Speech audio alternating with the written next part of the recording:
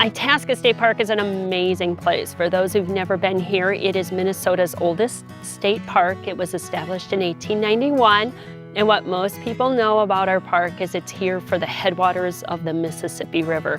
But few people realize that the main purpose, though, for our park is actually for the preservation of the forest that surrounds Lake Itasca and the Mississippi River. Jacob Vredenberg-Brouwer, our park founder, he had seen how Minnesota was being logged off and opened up for agriculture. He saw the change in rivers, the pollution from just runoff from heavy rain events and the soil erosion that was occurring. And he realized that in order to keep your river system clean and pure, you need to preserve that forest around it intact. And so when Jacob Brouwer and others proposed to establish this park, it wasn't so much just to capture the little outlet on Lake Itasca where the river begins, but to protect that whole basin that surrounds Lake Itasca and the waters that drain into it. Itasca State Park has over 500,000 visitors each year. Most of those visitors come in May through early October with our peak fall colors. But Itasca State Park is open year-round, so we still get skiers and snowmobilers and other recreators that come as well.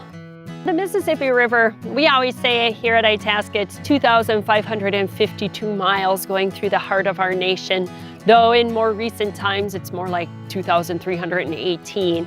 But the river is very significant when working with Ojibwa communities around us as we are establishing some of our visitor centers. They often talked about how it is our heart waters. It's the heart of our nation. It's the beginning of the Mississippi River. It flows all the way to the Gulf of Mexico. And when you look at just the significance in our nation, it served as a road corridor, but it was also a way to ship goods up and down. And we continue to use that river today as a way to move our commodities, our goods and products up and down, as well as just traveling and touring the great river.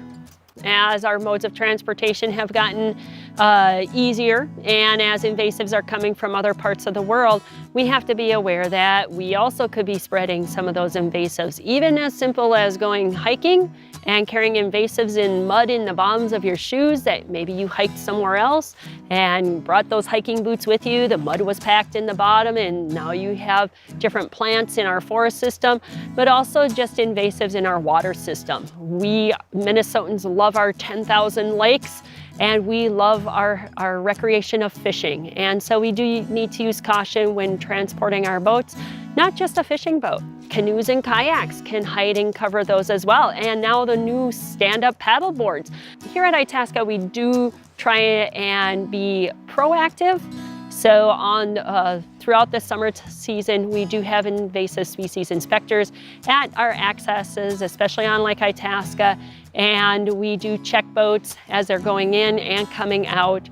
And the reason we check when they're coming out is we just want to see, was anything brought in on the boat? Because sometimes invasives can take hold in a site and we don't discover them until they've gotten very large. So we do try preventative medicine and also education and just sharing with people, especially if they're not from Minnesota. They may not be aware.